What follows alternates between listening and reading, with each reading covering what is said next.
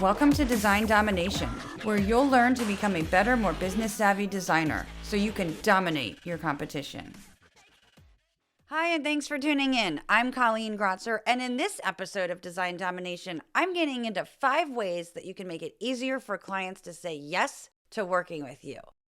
And these things will also help you get more respect, enhance the perceived value of your work, and stand out from other designers so that you can more easily get more work.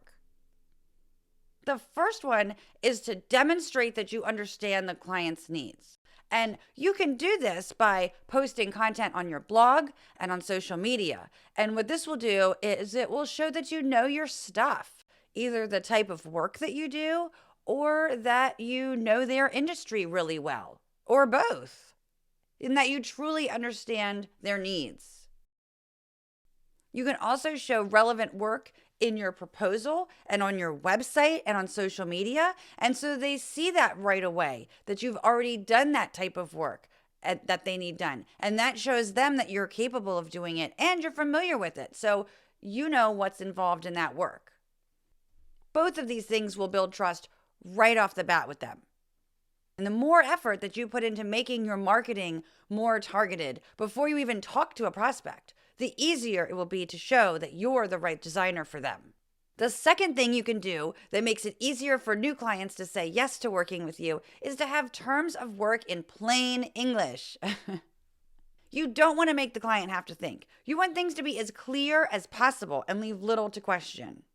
And it really should just be reiterating and putting in writing what you've already talked about. None of it should be a surprise. You want to create a clear scope of work that details what you'll be doing, any outcomes they're expecting, and the time frame that you're going to be doing the work in. And again, make sure your contract terms are written in plain English as opposed to legalese. Because think about it, if they have to get a lawyer involved to read the contract, how much will that cost them?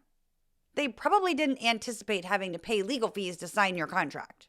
And then how long will it take for their lawyer to review the contract? And then what about them coming back to you with any modifications they might want? How long will that add to the timeline? All this extra cost and time just gives them opportunities to change their mind about working with you. And you want to avoid that at all costs. You want to strike while the iron is hot. You want that client to be excited about working with you, and you want them to be ready to go. You don't want them to doubt working with you before you even get started. So if they can understand the terms themselves, they can sign your contract sooner. And that also leaves a better impression because then you're not getting into a battle about contractual terms before you even start working together, because that can leave a bitter taste in their mouth and yours. So you'll want to address how many design drafts or revisions are going to be included, and then what happens if they make any revisions outside of that scope? Will they be charged by the hour? And then what is that hourly rate going to be? And what happens if they cancel the project? Do they get a partial refund? Do they need to pay for any expenses that you've incurred up to that point? And what about file ownership? That can be a big point of contention. Do they own the source files? Are you retaining ownership of the source files? And so what are they getting for deliverables?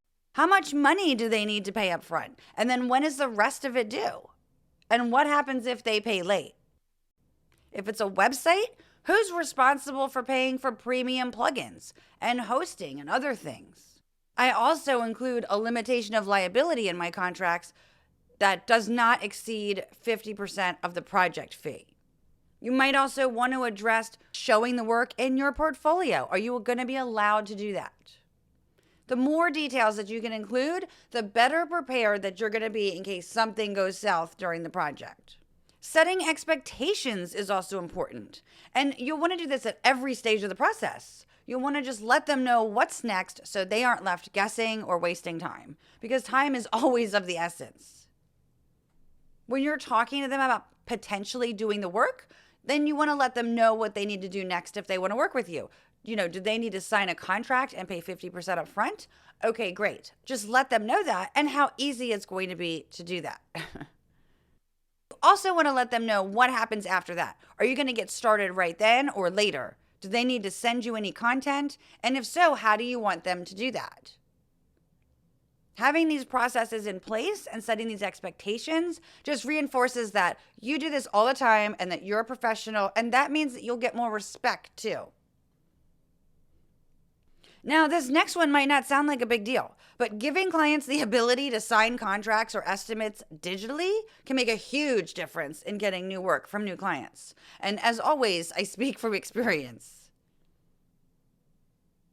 Years ago, when I went from sending contracts in just PDF format to new clients, and I went from that to using better proposals, I noticed that my acceptance rate in getting new work started going up.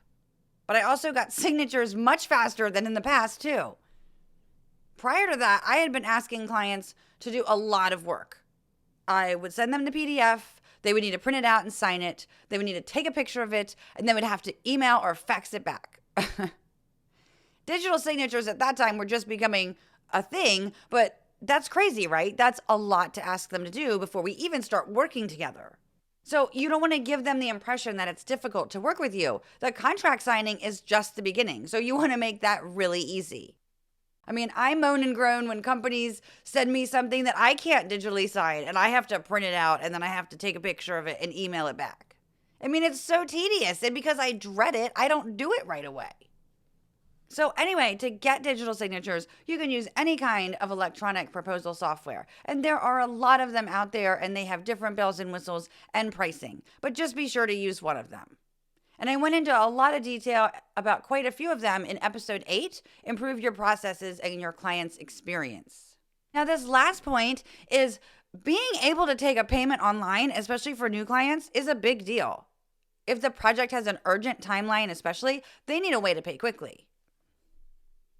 Now, I actually prefer paper checks or bank transfers because there are no fees involved. But I require 50% up front, especially when working with new clients. So I provide several options and then I let them decide, check, bank transfer, or a credit card. Because again, the faster that you get paid, the faster you get started. But also, giving them the ability to pay online, especially with a credit card, can instill trust in a client that you've never worked with before. Because they might feel safer paying that way because they potentially have some protection, as opposed to paying with a check or a bank transfer where once the money is gone from their account, it's just gone.